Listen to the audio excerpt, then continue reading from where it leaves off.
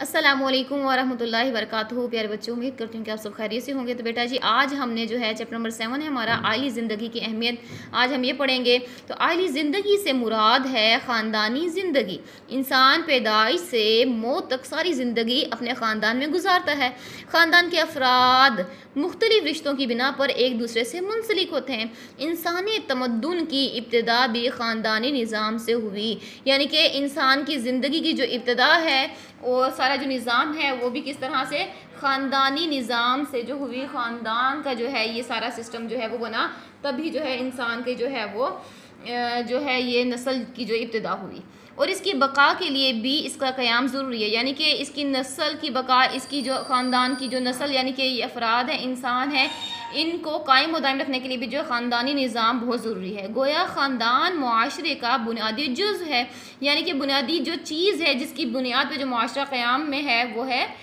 ख़ानदानी निज़ाम। और मुआशरे के असरात ख़ानदान पर भी मुरतब होते हैं। जैसा मुआशरा होगा उसके असरात जो है हमारी घरेलू ज़िंदगियों पर भी पड़ेंगे। मुआशरे की बुनियाद ख़ानदानी निज़ाम और मर्द और औरत की पाकीज़ा आइली ज़िंदगी पर है, यानी कि ये जो पाकीज़गी है ये हमारे मुआशरे पर असरअंदाज होती है। इस पाकीज़गी के मुतासिर होने से पेचीदगियाँ पैदा होने के साथ साथ HIV एड्स जैसे मुहलिक अमराज पैदा होते हैं। इसलिए इस्लाम ने अल्लाह की कायम की हुई हदूद पर सख्ती से अमल करने की हदायत की है। इस पर अमल ना करने की सूरत में मुआशरे की शराज़ा बंदी नामुमकिन है और मुआशरा इंतशार से नहीं बच सकता। तो इसका खुलासा कलाम ये है इस पैराग्राफ का कि अगर आज कल हमारे जो नौजवान नस्ल है, अगर वो माशरी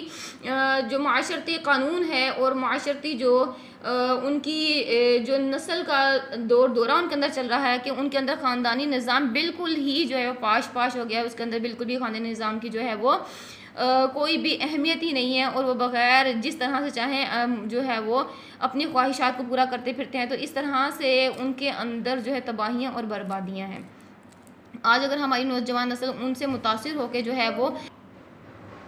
तो जी जैसा कि मैं बता रही थी कि हमारी जो नौजवान नस्ल है वो मगरिब से मुतासिर होकर जो है वो ख़ानदानी निज़ाम से दूर होती चली जा रही है और वो ये समझ रही है कि बॉयफ्रेंड और गर्लफ्रेंड का जो ताल्लुक़ है इसको इस्तेमाल करना जो है वो निकाह से बेहतर है। हालांकि ये हमारे जो है वो निज़ाम यानी कि इस्लामी निज़ाम के भी ख़िलाफ़ है और हमारी जो है वो सेहत के लिए भी जो है मुज़र है। जैसा कि यहाँ पर भी मैंने पढ़ा है कि अगर इसके अंदर पेचीदगियाँ पैदा हो जाएँ, हमारे जो ख़ानदानी निज़ाम की पाकीज़गी को मुतासिर कर दिया जाए, तो इससे जो है वो HIV यानी कि एड्स जैसे जो मुहलिक अमराज जो हैं वो रूनुमा होते हैं। ज़ौजैन का बाहमी ताल्लुक़, तो इसके बारे में हम देखते हैं। अल्लाह ताला ने इरशाद फरमाया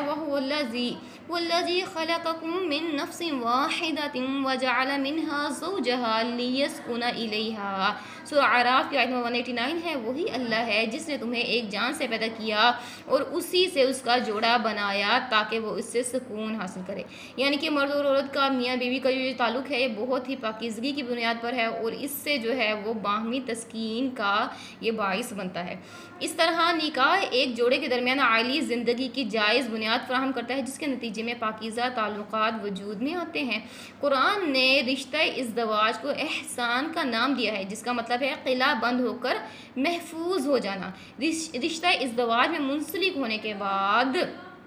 ज़ौजैन मुहसिन यानी कि क़िला बंद या महफूज हो जाते हैं। गैर अखलाकी हमलों से बचाव के लिए उन्हें एक मजबूत दीवार और हिसार मिल जाता है। हर एक दूसरे के लिए शरीके रंज और राहत, बेलौस और गमगसार होता है और मुश्किलात और मसाइल के हल में दोनों एक दूसरे के मददगार होते हैं। यकसुई नसीब होती है। सोच, गौर व फ़िक्र और ज़हनी सलाहियतों में एक उठान उनके इस्तेमाल में लाने से आसानियाँ पैदा होती हैं। इस ज़िंदगी का लुत्फ़ उस वक्त हद कमाल को पहुँच जाता है जब घर के आंगन में फूलों जैसे बच्चे आ जाते हैं जो वालिदैन के आपस के ताल्लुक़ को और मजबूत करते हैं। हर दो तरफ से मोहब्बत और एहतराम का बाहमी ज़मज़म मौजज़न होता है और घर वाकई एक जन्नत नज़र आता है। यानी कि ये जो एक निकाह का रिश्ता है یہ ایک ایسا رشتہ ہے کہ جس کے اندر بندھنے کے بعد مرد و عورت جو ہے وہ غیر اخلاقی حملوں سے، شیطانی وسوسوں اور اس کے جو ہے وار سے بچ جاتے ہیں، اور پھر اس کے بعد ایک ان کی سوچ اور فکر اور ہر ایک طرح کی جو ہے ان کے جذبات کو جو ہے ایک بہتر اور جو ہے وہ جائز جو ہے وہ ایک رستہ مل جاتا ہے۔ اور اس کے بعد جو خاندانی زندگی جب وجود میں آتی ہے تو پیارے پیارے سے جو بچے ہیں وہ گھر میں آتے ہیں، جس سے مرد و عورت کے جو رشتہ ہے، جو تعلق ہے، اس کو اور مضبوطی اور اس کو خوبصورتی میسر ہوتی ہے، اور ایک جو گھر ہے بچوں کی چہچہاہٹ سے جو ہے وہ ایک جنت نما بن جاتا ہے۔ اسی طرح چونکہ نسل انسانی کی بقا اور اس کی افزائش اللہ تعالیٰ کے نزدیک عائلی زندگی کا مقصد ہے، یعنی کہ اگر ہم دیکھیں عائلی زندگی کا مقصد کیا ہے تو اس کا اصل مقصد یہ ہے کہ بقائے نسل انسانی، اور اس پاکیزہ زندگی کا واحد راستہ عقد نکاح ہے، یعنی کہ مرد و عورت کا جو بہترین رشتہ ہے وہ جائز، اس کا راستہ جو ہے وہ عقد نکاح ہے، نکاح کے بغیر یہ جائز نہیں ہے، ورنہ فطرت کے وہ مقاصد کبھی حاصل نہیں ہو سکتے جو وہ اپنے سامنے رکھتی ہے۔ لہٰذا کسی معاشرے کی بنیاد خاندانی نظام اور مرد و عورت کی پاکیزہ عائلی زندگی ہے۔ جب اس بنیاد کو ہی نیست و نابود کر دیا جائے تو معاشرے کی شیرازہ بندی کس طرح ممکن ہے، یعنی کہ معاشرہ کس طرح سے جو ہے وہ جڑ سکتا ہے جب تک مرد و عورت کو ایک دوسرے کے حقوق و فرائض کا پاس نہیں ہوگا، اور اسے انتشار سے کیوں کر بچایا جا سکتا ہے۔ اس طرح سے اگر اس رشتے کے بغیر جو ہے اس نظام کو چلانے کی کوشش کی جائے گی تو کبھی بھی دونوں میں سے فریقین میں سے کوئی بھی کبھی جو ہے ایک دوسرے کا خیال نہیں رکھے گا، اس کے حقوق و فرائض اور اس کی جو ہے وہ ضروریات کا خیال نہیں رکھے گا، اور اس طرح سے ایک بہترین معاشرہ اور بہترین قوم اور نسل جو ہے وہ وجود میں نہیں آئے گی۔ اس لیے اللہ تعالیٰ نے عائلی زندگی کے استحکام اور بقا کے لیے نہایت وضاحت سے ہدایت دی ہیں۔ اللہ تعالیٰ نے شوہر اور بیوی کے تعلق کو محبت اور رحمت کا تعلق قرار دیا ہے۔ ارشاد ہوتا ہے وَمِنْ آيَاتِهِ أَنْ خَلَقَ لَكُم مِّنْ أَنفُسِكُمْ أَزْوَاجًا لِتَسْكُنُوا إِلَيْهَا وَجَعَلَ بَيْنَكُم مَّوَدَّةً وَرَحْمَةً۔ سورہ روم کی آیت نمبر 21 ہے، اور اللہ کی نشانیوں میں سے ہے کہ اس نے تمہاری ہی جانوں سے تمہارے جوڑے پیدا کیے تاکہ تم اس سے سکون حاصل کرو، اور اس نے تمہارے درمیان محبت اور رحمت پیدا کی۔ جب یہ والا رشتہ قائم ہوتا ہے تو اس کے اندر اللہ تعالیٰ تو اس رشتے کے بعد اللہ تعالیٰ کی خاص نظر کرم اور رحمت جو ہے وہ ان دونوں کے اوپر پڑتی ہے، اور اس طرح سے ان کے تعلق کے درمیان جو محبت اور رحمت کا جو ہے وہ ایک رشتہ پیدا ہو جاتا ہے۔ گویا شوہر اور بیوی کا تعلق ایک طرف تو جبلت کی تسکین کا باعث ہے، یعنی کہ ایک یہ فطری چیز ہے، ایک فطری ریکوائرمنٹ ہے اور اس کی تسکین کا یہ باعث بنتا ہے، اور دوسری طرف باہمی محبت، اعتماد اور رحمت کا ایک رشتہ ان کے درمیان پیدا کرتا ہے۔ دونوں روحانی تعلق کی بنا پر شاہراہ حیات میں ایک دوسرے کے ہم سفر ہوتے ہیں، یعنی کہ زندگی کا یہ جو راستہ ہے، زندگی کا یہ جو سفر ہے، اس میں ایک دوسرے کے ساتھی ہوتے ہیں، اور ایک مقدس معاہدے کے تحت ایک دوسرے کے مونس و غمگسار ہیں۔ ایک مقدس معاہدہ کیا ہے؟ نکاح کا، کہ یہ اللہ کے نام پر ایک دوسرے کو جو ہے خود کے لیے حلال کرتے ہیں اور زندگی بھر کے لیے ایک دوسرے کے جو ہے غمخوار اور ساتھی بن جاتے ہیں۔ اسی لیے اللہ تعالیٰ نے ایک دوسرے پر منصفانہ حقوق مقرر کیے ہیں، اور فرمایا وَلَهُنَّ مِثْلُ الَّذِي عَلَيْهِنَّ بِالْمَعْرُوفِ، اور اسی طرح ان عورتوں کے حقوق ہیں جس طرح ان کے فرائض ہیں رواج کے مطابق، یعنی کہ یہاں پہ اللہ تعالیٰ نے جو ہے وہ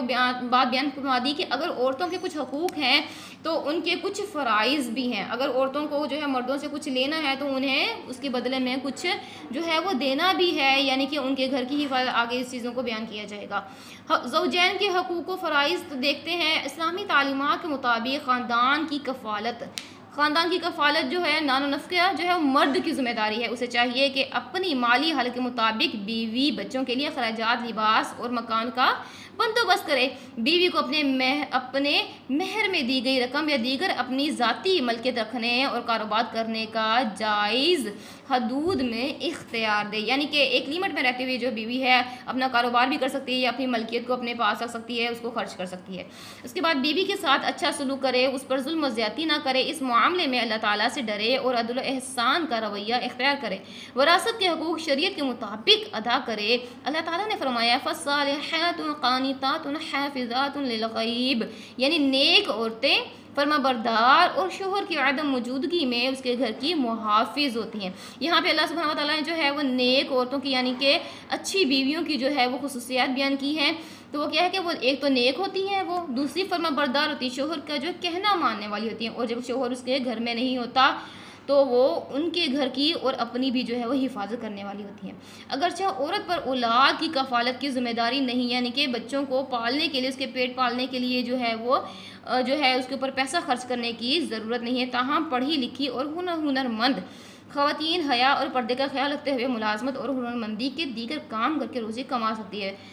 جیسے کہ اگر بعض اوقات ایسا ہوتا ہے کہ شوہر کے مالی حالات درست نہیں ہوتے یا کسی اور وجہ سے جو ہے ان کے اخراجات جو ہے وہ پورے نہیں آتے، تو پھر وہ جو ہے بیوی کے پاس اگر کوئی ہنر ہے یا تعلیم ہے تو وہ اس کو استعمال کرتے ہوئے لیکن حیا کے پردے میں رہتے ہوئے اپنے آپ کو جو ہے وہ ڈھانپ کر رکھے اور دوسروں کے لیے جو ہے وہ فتنے کا باعث اگر نہ بنے تو پھر وہ باہر جا کے جو ہے وہ کمائی کر سکتی ہے اور اپنے گھر اور خاندان کو جو ہے وہ پال بھی سکتی ہے۔ مگر ہمارے ملک کی اکثر خواتین کو اپنے ان حقوق سے آگاہی حاصل نہیں۔ بیوی کا فرض ہے کہ وہ شوہر کی عدم موجودگی میں اس کی تمام اشیاء کی ایک امانت کی طرح حفاظت کرے، اس کے راز افشا نہ کرے، گھر کی باتیں دوسروں کو نہ بتائے اور اس کے اموال و اشیاء کے ساتھ ساتھ اس کی آبرو اور اس کے نسب و نسل کی بھی حفاظت کرے۔ اب یہاں پہ کچھ عورتوں کے کچھ حقوق جو ہے یعنی کہ عورتوں کے کچھ فرائض جو ہیں وہ بیان کیے گئے ہیں، اور وہ کیا ہے؟ پہلی تو بات یہ ہے کہ جو ہے شوہر کی عدم موجودگی میں اس کی تمام اشیاء کی ایک ایمانت کی طرح حفاظت کرے۔ اگر شوہر گھر میں موجود نہیں ہے تو عورت کے اوپر فرض ہے کہ شوہر کی جتنی بھی اشیاء ہے ان سب چیزوں کی جو ہے وہ حفاظت کرے گی، اس طرح سے جیسے کہ ہمارے اوپر جو ہے کسی ایمانت کی جو ہے وہ حفاظت کرنا فرض ہے۔ دوسری بات یہ کہ اس کے راز افشا نہ کرے، شوہر کی باتیں جو ہے وہ دوسروں کے ساتھ جا کے بیان نہ کرے، حتیٰ کہ اپنی اور اپنے شوہر کی جو آپس کے معاملات ہیں ان کو بھی کسی اور کے سامنے بیان نہ کرے، جو آپس میں رنج ہیں یا آپس میں کوئی جھگڑا ہے یا کوئی بھی معاملہ ہے اس کو بھی دوسروں کے سامنے بیان نہ کرے، کیونکہ یہ بھی اس کے لیے جائز نہیں ہے۔ اس کے بعد گھر کی باتیں دوسروں کو نہ بتائے اور اس کے اموال و اشیاء کے ساتھ ساتھ اس کی آبرو اور اس کے نسب و نسل کی بھی حفاظت کرے، یعنی کہ ایک تو مال کی تو حفاظت کرنی لیکن اس کی عزت کی بھی حفاظت کرے، باہر جا کر واویلا نہ مچائے یا دوسروں کو جو ہے اس کی بری باتیں نہ بتائے کہ میرا شوہر تو میرے ساتھ ایسے کرتا ہے فلاں کرتا ہے، یعنی کہ ان چیزوں سے جو ہے وہ منع کیا گیا۔ اور اس کی نسب اور جو نسل ہے یعنی کہ اس کا پیچھے بیک گراؤنڈ جو ہے اور اس کے آگے جو اس کی نسل اللہ تعالیٰ نے سے عطا کی ہے، ان دونوں کی جو ہے حفاظت کرے، ان دونوں کو جو ہے ذلیل و رسوا نہ کرے، انہیں غلط راستے پہ نہ لے کر جائے۔ حضور صلی اللہ علیہ وسلم کی زندگی بھی ہمارے لیے مینار نور ہے۔ آپ صلی اللہ علیہ وسلم نے فرمایا خیرکم خیرکم لأہلہ وانا خیرکم لأہلی، تم میں بہتر وہ ہے جو اپنے گھر والوں کے لیے بہتر ہو اور میں اپنے گھر والوں کے لیے تم سب سے بہتر ہوں۔ نبی کریم صلی اللہ علیہ وسلم کا یہ بھی فرمان ہے کہ اچھی عورت وہ ہے کہ جب شوہر اسے دیکھے تو اسے مسرت ہو، وہ اسے حکم دے تو اطاعت کرے اور اس کی عدم موجودگی میں اس کے مال کی اور اپنی حفاظت کرے، یعنی کہ جب شوہر گھر میں آئے تو یہ نہ ہو کہ وہ آتے ہی جو ہے وہ اپنے رونا شروع کر دے یا بتایا کہ جی میں ایسوں میں ویسوں، بلکہ بہترین عورت کون ہے؟ وہ ہے کہ جب اس کا شوہر آئے تو وہ اس طرح سے اس کا استقبال کرے کہ شوہر کی جو دن بھر کی تھکاوٹ ہے وہ اتر جائے اور وہ اسے دیکھ کر خوش ہو جائے، اور جب بھی اس کا شوہر اسے حکم دے تو وہ اس کے حکم کی جو ہے وہ بجا آوری کرے اور اس کی غیر موجودگی میں اس کے مال کی اور اس کی جو ہے اولاد کی بھی جو ہے وہ حفاظت کرنے والی ہو۔ اس کے بعد جی باری آتی ہے اولاد کے حقوق و فرائض۔ تو سب سے پہلے جو ہے اسلام میں والدین پر اولاد کے حقوق مقرر ہے۔ اللہ تعالیٰ کا فرمان ہے یا ایھا الذین آمنوا قوا انفسکم واہلیکم النار۔ اللہ تعالیٰ نے فرمایا سورۃ تحریم کا آیت نمبر 6 میں اے اہل ایمان، اپنے آپ کو اور اپنے اہل خانہ کو دوزخ سے بچاؤ۔ اللہ تعالیٰ نے یہاں پہ بیان فرما دیا